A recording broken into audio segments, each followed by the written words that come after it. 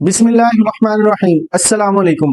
आज हम डिस्कस करेंगे इलेक्ट्रिकल की 7 खतरनाक गलतियां जो कि जानलेवा साबित हो सकती हैं। नंबर 1, बगैर सप्लाई बंद किए काम करना या बगैर वर्क परमिट सिस्टम के काम करना। जहां भी हम इंडस्ट्री में काम करते हैं वहां पे हम सबसे पहले जो है वो वर्क परमिट सिस्टम को फॉलो करते हैं। उस एरिया पे जहां पे हम काम कर रहे हैं वहां से हम वर्क परमिट जो है वो रिसीव करते हैं। उसके बाद हम अपनी एक्टिविटी स्टार्ट करते हैं। अक्सर लोग सोचते हैं छोटा सा काम है, बगैर सप्लाई बंद किए ही कर लेते हैं, लेकिन वो छोटा सा काम जानलेवा साबित हो सकता है। हमने क्या सेफ्टी प्रिकॉशन करनी है कि हम सेफ साइड रहते हुए इलेक्ट्रिसिटी पे वर्किंग कर सकें। नंबर 1, हमने वर्क परमिट सिस्टम लाजमी रिसीव करना है। नंबर 2 पे हमने सप्लाई को बंद करना है। और नंबर 3 पे जो है हमने लोटो को फॉलो करना है। तो लोटो क्या है? Lock out tag out system, कि हमने जब सप्लाई बंद करनी है, सप्लाई बंद करने के बाद हमने पैनल को लॉक करना है। जिस पैनल से हमने इलेक्ट्रिसिटी को ऑफ किया है, किसी भी मशीन की इलेक्ट्रिसिटी को अगर हम पैनल से ऑफ कर रहे हैं, पैनल से ऑफ करने के बाद हम उस पैनल को लॉक करेंगे और उसके ऊपर टैग लगाएंगे, लॉक आउट टैग आउट, कि हम उसके ऊपर टैग लगाएंगे। उस टैग पे मेंशन करेंगे कि फलां ऑपरेटर फलां मशीन पे वर्किंग कर रहा है, और उस पैनल को लॉक करने के बाद जो उसकी कीज है वो उस बंदे के पास होंगी जो उस मशीन पे वर्किंग कर रहा है। जो जो इलेक्ट्रिशियन उस मशीन पे काम कर रहा है, उस पैनल की जो चाबियां हैं वो उस इलेक्ट्रिशियन के पास होंगी। तो ये लोटो सिस्टम है।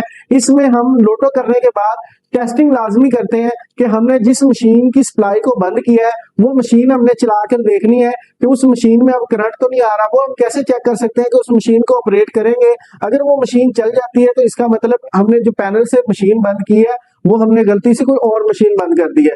तो हम दोबारा अपना रीचेक करेंगे और उसी मशीन को बंद करेंगे जहां पे हम वर्किंग कर रहे हैं। और इसी तरह हम चेक करने के बाद पैनल पे लोटो करने के बाद हम फिर अपने एक्टिविटी स्टार्ट करेंगे। अब नंबर 2 पे जो खतरनाक गलती जो देखने में आती है वो बगैर पीपीई के वर्किंग कर रहे हैं। पीपीई जो है वो पर्सनल प्रोटेक्टिव इक्विपमेंट है, जैसे कि हेलमेट, हमारी सेफ्टी गॉगल, हमारे ग्लव्स, हमारे सेफ्टी शूज, फेस शील्ड, ये हमारी पीपीई है। इसके बगैर काम करना जो है वो खुदकुशी के मुतरादिफ है। तो हम जब इलेक्ट्रिसिटी पर वर्किंग करेंगे हम इन चीजों को लाजमी इस्तेमाल करेंगे, जिसमें हमारा फेस शील्ड आ जाती है, सेफ्टी हेलमेट है, जो हमारे इंसुलेटेड सेफ्टी शूज हैं वो आ जाते हैं। ये हमने पीपीई के बगैर इलेक्ट्रिसिटी पे कभी भी काम नहीं। नंबर 3 पे हम बात करेंगे डैमेज वायर या इंसुलेशन डैमेज वाली जो हमारी तारें इस्तेमाल की जा रही होती हैं, उनसे एक इलेक्ट्रिसिटी लगने का खतरा और नंबर 2 पे आग लगने का खतरा मौजूद होता है। तो आज ही हम जिन तारों की इंसुलेशन डैमेज है वो हम फौरन निकाल दें। इसके बाद जो तारें खराब है या कटी हुई है उनकी जगह हम प्रॉपर इंसुलेशन वाली वायर्स का इस्तेमाल करें। नंबर 3 पे जो है जहां से हमारी वायरिंग गुजर रही है वहां पे हम केबल ट्रे या कंड्यूट पाइप का जो इस्तेमाल किया जाता है, हमने वहां पे जहां से हमारी इलेक्ट्रिसिटी वायर्स गुजर रही है वहां पे हमने कंड्यूट पाइप या केबल ट्रे का इस्तेमाल करना है। नंबर 4 पे जो हम डिस्कस करेंगे वो जगह का गीले होना है। जहां पे इलेक्ट्रिसिटी पे वर्किंग हो रही हो वहां जगह का गीले होना, या जिस्म का या कपड़ों का या सेफ्टी शूज का या ग्लव्स का गीले होना खुदकुशी के मुतरादिफ है। हमने इन चीजों को खुशक रखना है। अगर हमारे एरिया में पानी आ जाता है हम फौरी तौर पे अपनी वर्किंग को रोकेंगे, हम पानी का रिसोर्स बंद करेंगे, जगह को खुशक करेंगे, और अगर हमें पसीना आया हुआ है तो हम अपने कपड़ों को खुशक करेंगे। उसके बाद जो है हम अपनी वर्किंग स्टार्ट करें। इसमें सबसे जरूरी पॉइंट ये है कि जहां पे हम वर्किंग कर रहे हैं वहां हमारे नीचे जो है वो रबड़ मैट का होना बहुत जरूरी है। नंबर 5 पे हम डिस्कस करेंगे अर्थिंग का सही ना होना। अर्थिंग जो होती है वो फॉल्ट करंट को जमीन में मुंतकिल करने के लिए इस्तेमाल की जाती है।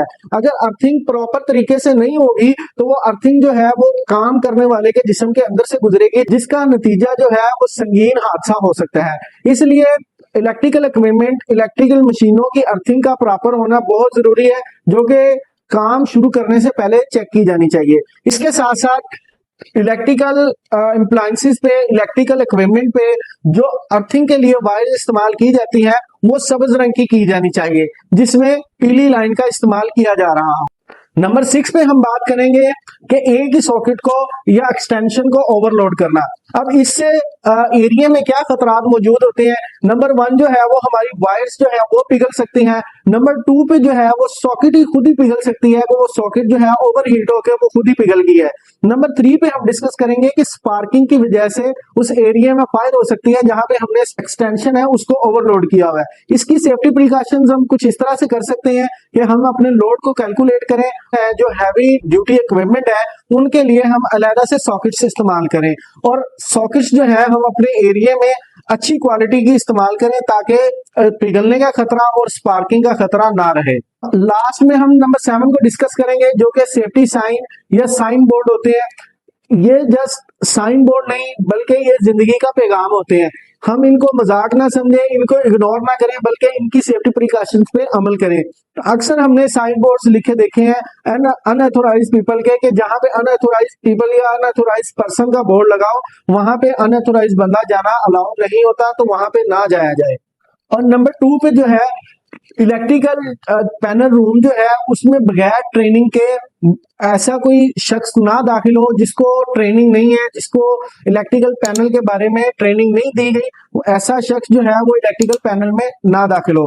गाइस, अगर आपको मेरी ये वीडियो इंफॉर्मेटिव लगी है लाइक करें, सब्सक्राइब करें, और अगर आप कोई क्वेश्चन पूछना चाहते हैं तो कमेंट सेक्शन में लाजमी पूछें। Thank you very much.